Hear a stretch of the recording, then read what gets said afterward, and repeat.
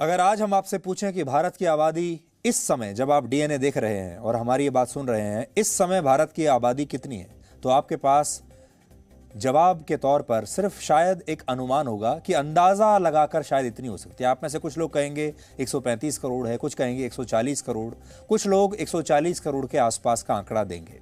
ये ठीक वैसा ही है जैसे आपको ये नहीं पता हो कि आपके घर में कितने लोग रहते हैं।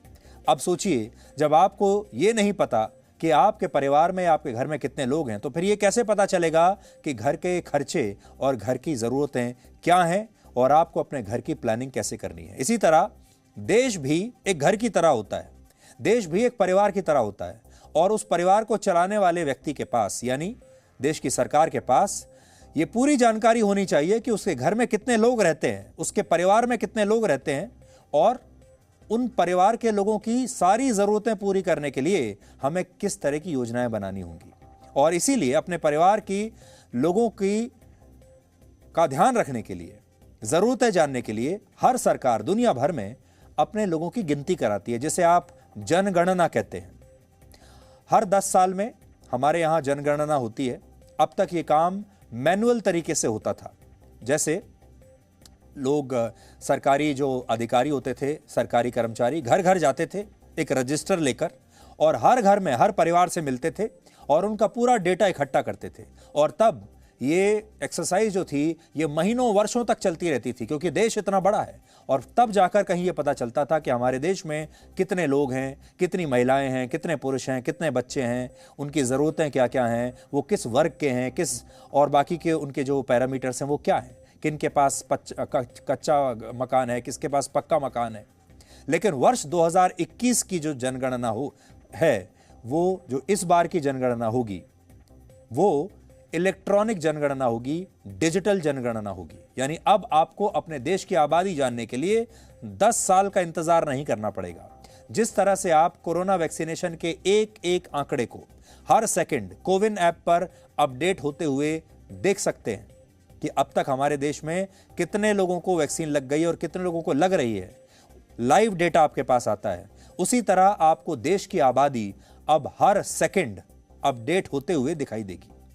हमारे देश में हर सेकंड कितने लोग पैदा हुए, उनमें से कितने लड़के हैं, कितने लड़कियां हैं, ये अब आप सब कुछ रियल टाइम में देख सकेंगे।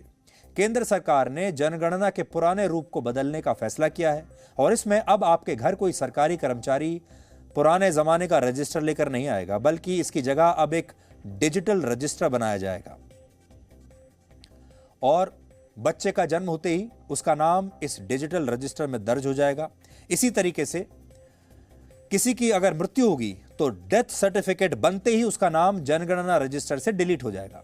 जैसे ही कोई व्यक्ति 18 साल का होगा, उसका नाम अपने आप वोटर लिस्ट में आ जाएगा। इसी तरह किसी की मृत्यु होगी तो उसका नाम इस लिस्ट से हट जाएगा। यानी ये रजिस्टर सरकार को आबादी का रियल टाइम डेटा देगा। और केंद्रीय गृह मंत्री अमित शाह ने कहा है कि यह देश की डिजिटल तरीके से होने वाली जनगणना 100% सही और सटीक होगी। आज के जमाने में कोई भी सरकार अपनी नीतियों और कार्यक्रमों का लोगों को तब तक पूरा फायदा नहीं पहुंचा सकती जब तक उसके पास बिल्कुल सही डेटा ना हो। डेटा इस युग की सबसे बड़ी ताकत है, जिसके बिना कोई नीति 100% सफल नहीं हो सकती। कोरोना के समय हमने इस दिक्कत को देखा भी। कितने लोगों को वैक्सीन देनी है, कितने लोगों को स्वास्थ्य बीमा देना है, कितने लोगों को मुफ्त का राशन पहुंचना है, कितने लोगों के बैंक में सीधा पैसा ट्रांसफर होना है। इस सब के लिए डेटा चाहिए होता है। उस व्यक्ति का नाम आपके पास होना चाहिए, कहाँ रहता है पता होना चाहिए, बैंक अकाउंट होना चाहिए, उसका मोबाइल फोन नंबर होना चाहिए। ये सब डेटा है, और जब आपके पास ये डेटा होता है तभी आप उसको वैक्सीन पहुंचा सकते हैं, उसके बैंक में पैसा डाल सकते हैं और उसकी तमाम तरह की मदद कर सकते हैं। भारत में जनगणना हर 10 वर्ष के अंतराल पर होती है। हमारे देश में अब तक 15 बार जनगणना हो चुकी है। 8 बार ये अंग्रेजों के समय हुई थी और 7 बार आज़ादी के बाद से अब तक हो चुकी है।